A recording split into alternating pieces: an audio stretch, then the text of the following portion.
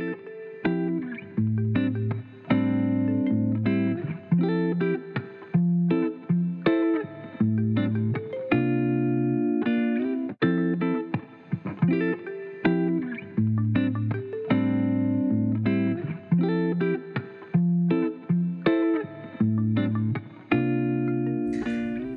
Sparkle family, and welcome to another Flow State Tarot video.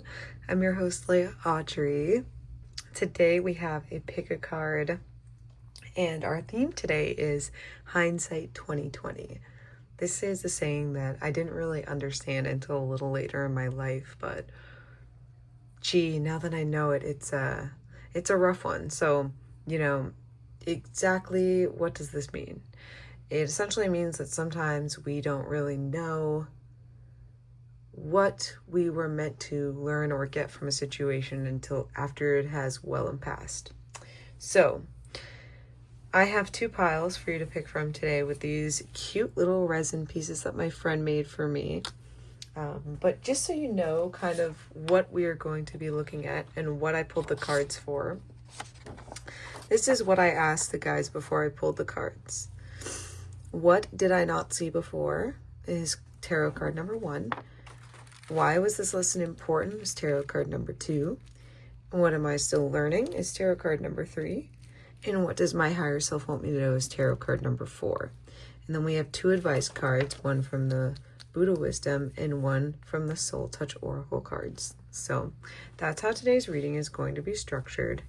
I'm going to put this back out so you guys can see, but I'm going to let you guys pause here and choose which pile speaks to you. I'm going to just hold this up to the camera. This is pile number 1. And this is pile number 2. And I'll see you in your pile. Hello, pile number 1. I am so excited to see you guys today. Well, oh, parasocial relationships, I am not seeing you, but I'm happy that you are here seeing this, because part of the joy of me reading these cards is that hopefully somewhere out there, someone is gaining some kind of clarity or insight from what's coming through in the messages. So why don't we just get into it and see what Spirit wants us to know about this situation. And that being said, of course, this is a collective reading, right? So this is going to be a little bit different for everyone. You know in your heart of hearts what exactly this hindsight is for you. So as the cards come out, maybe you will realize even more as we're reading them what it is that Spirit wants you to know and what it is that Spirit is talking about, So I'm just going to make sure that you guys can see the cards. And just so you know, as I'm reading along, I'm going to read them as I put them down. So we have 1, 2, 3, and 4 as I'm going down the questions. So we have what did I not see before with the 7 of discs. And what's funny about this is that it was right in front of you the whole time, right? We have a person who is sitting there in front of this plant that they probably purchased or have grown, or probably a combination of both, right? We bought this plant that we're really proud of, and we put it in this pot in our garden, and we're just watching it, and we're like, well, why isn't it growing even more? We weren't seeing that we had everything that we needed in front of us at the time. And I know that that can be kind of a frustrating thing, but we didn't notice what we had built for ourselves as far as resources. And we didn't realize that we needed to kind of stop to look back at what we had built, right? So it's like we were looking at it and not realizing what we had, but also not appreciating that we had taken the time to build this thing. So even if we bought this plant like this, it took us a long time to get to the place where we could buy a plant like that. Because I don't know if you've ever bought any kind of like flowering, beautiful, large plant from a plant store or a nursery or anything like that, but it's not cheap. It's an investment. And so getting to that point, it's like you were sitting there and you were just waiting for more and more and more. I think this is something that happens in the human experience, right? Because we're always told about or asked about what we're doing next, etc., etc., etc. And so we don't sit in realizing that, wow, what would this past version of myself have thought of this or been happy about this? So we didn't see that we had this abundance. So moving on to why was this lesson important? We have the Eight of Wands. Well, first of all, without even pulling in a tarot card, like just to speak together with you, gratitude is the most important lesson that we can have for ourselves and for our mental health, right? Like if we're feeling stuck or stagnant, usually the first thing that we can do or are advised to do is to think about the things that we do have and the things that are going our way. So without even in the tarot reading, just within ourselves, like it's important because we are worth the things we have worked really hard for, and we deserve to celebrate that abundance and the structure and the things that we have built. Now, throwing in the Eight of Wands, why was it important? It's because things right now in your life are still moving and growing, and you are in this period of moving, you know, like you are moving, things are moving quickly, connections are happening, you're going the places that you want to go faster than you expected, and things are ramping up. And in order to not repeat this cycle, that's why you had to learn that lesson, because you're about to have this fruitful payoff of like, whoa, right? Because look at where this goes to, this inner wealth and outer wealth, right? That's where we're headed to. And the arrows are even pointing up to that. Like it's literally the next step, right? I love when the cards are in unison like this, like together as one. But it was important because you have so much yet to have. You haven't even gotten close to the peak of what you're working for and what is coming for you. So you're learning this so that when this comes again and you have this times two, you're able to sit there and have a party with your friends, right? You're able to set up something in your backyard and celebrate all of the hard work that you've put in towards that end goal. And I always like to encourage people when they're doing readings, you know, if you have the time to just pause video your life, right? And look at the cards and really let it seep in what speaks to you from these cards, because that will give you little nuggets of information as well that could help you in what you're getting from your readings and from learning about yourself and from learning about what spirit wants you to know, you know? So learning, what are we still learning with the Nine of Cups? You're just learning that you can be happy and that balance is okay. It's okay to have everything you want and not feel like guilty, like you need to be doing something else, like you aren't worthy of this thing. It's okay to savor it. Like the minute that you say, okay, I actually feel good about this, it doesn't mean that it's going to evaporate and go back to square one. It may feel like that inside, but that's what we're unlearning. So that's what you're still learning, right? Like you're still learning that you are worthy. That's just what I keep hearing. You are worthy. And maybe that's something that you haven't ever been told by someone else. Like in your life, maybe you've heard it on a podcast or something, but maybe you've never been told that.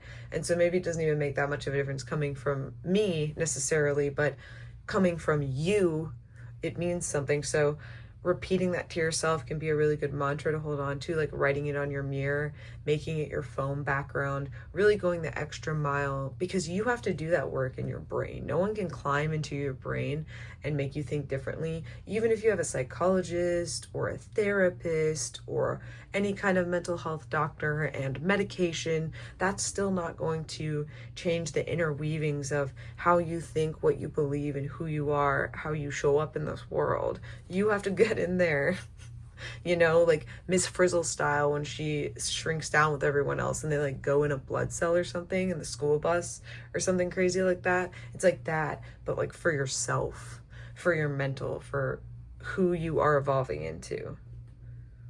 So looking into the last card with what is your higher self want me to know, or what does my higher self want me to know, is the Four of Wands, which means, again, like just on first glance that you are worthy, again, but worthy of this celebration.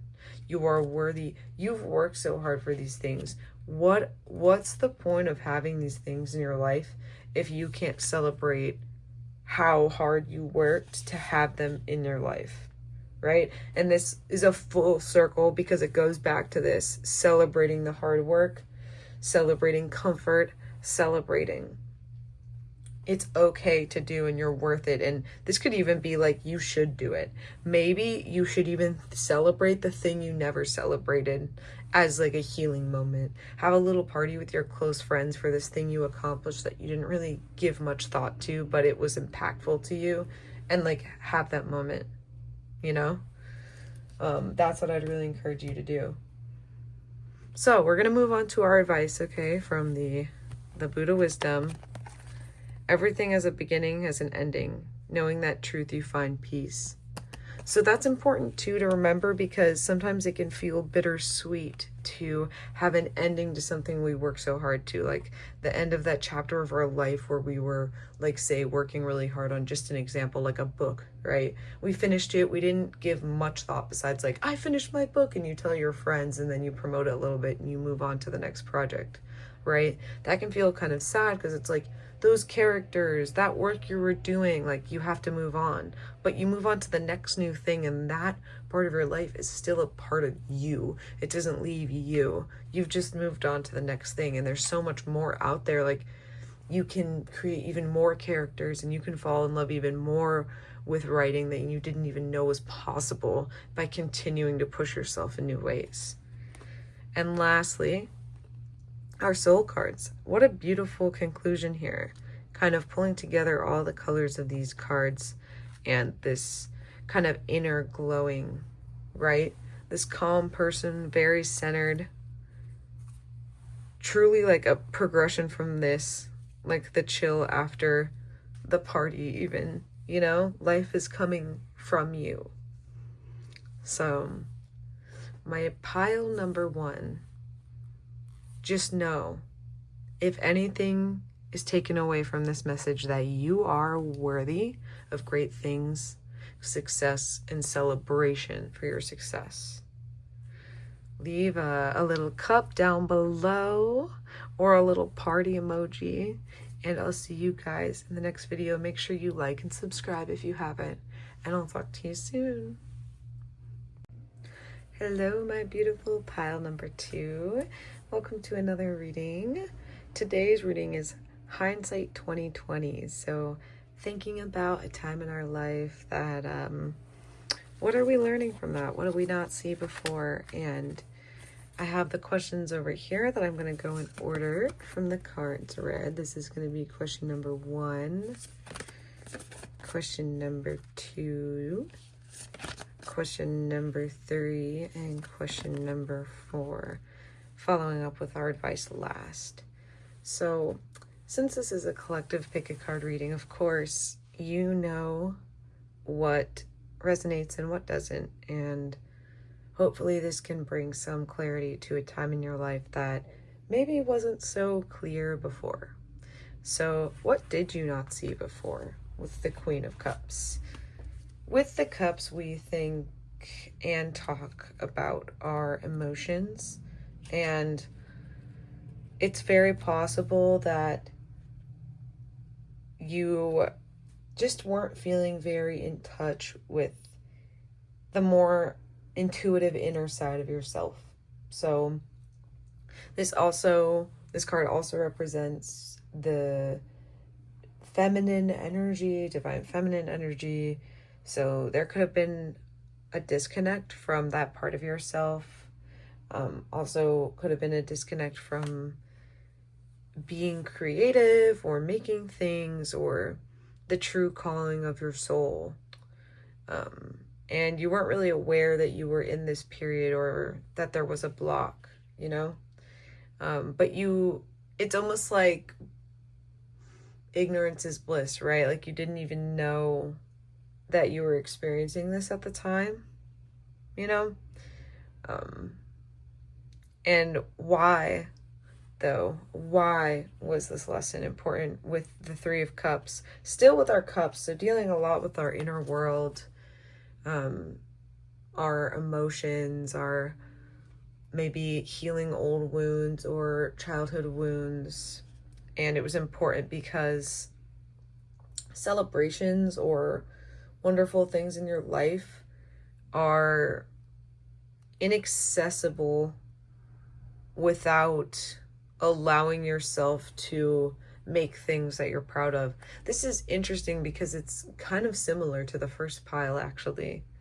But we're a bit more internal here in that if you are allowing yourself to do what you love, you don't get to have the outcome, the feeling, the end goal of doing that thing, right? So if you really love painting, but you don't really do it, you can't ever get anywhere with it, right? Like no one's going to see your work if you're not making it. So it's important for you to learn because you are able to, if you allow yourself, do the things that you love. And a lot of the blocks that you're having right now are internal blocks of you not recognizing at this current moment that you can do the things that you want. We move to the Two of Swords with what are you still learning?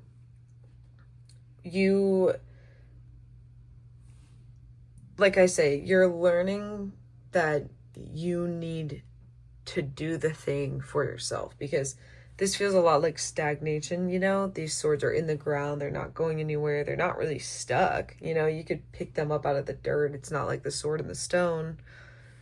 But there's no energy here. Like, there's nothing around it. Like, there's plants growing around it. They've been here for a while, right? They didn't just get put there. This is new growth. So what you're still learning is that, again, you need to find the way for yourself that you can do the things that you love. And if that means doing the front work, the shadow work of figuring out why it is such a struggle for you in this time of your life to do those things, then that's what it means. And unfortunately, for some of us, the shadow work can be very taxing and depending on the person, you know, short or longer term. If we're blocking ourselves so intensely that we don't even really recognize that we are blocking ourselves from the things that we want, that takes multiple steps. And we have to be kind to ourselves. Like, it doesn't take us waking up and being like, wow, you aren't doing anything, and so you're not worth anything. Like, that's not helpful either, right? It's recognizing, my cat's meowing at me, so reaffirmation. Like, you can do the things that you want to do, but take it a day at a time. If, for instance, you're scrolling on socials, you see someone that you know posted a painting they did, and you think, because we're just on painting, I guess, so you see it and you're like, wow, that's so amazing. I wish I could do that. And you look over at your blank canvas pile with your paint. That's the time when you do the new action. You pick up the paint and you make something. That doesn't mean you post it and you sell it, but that means you do it.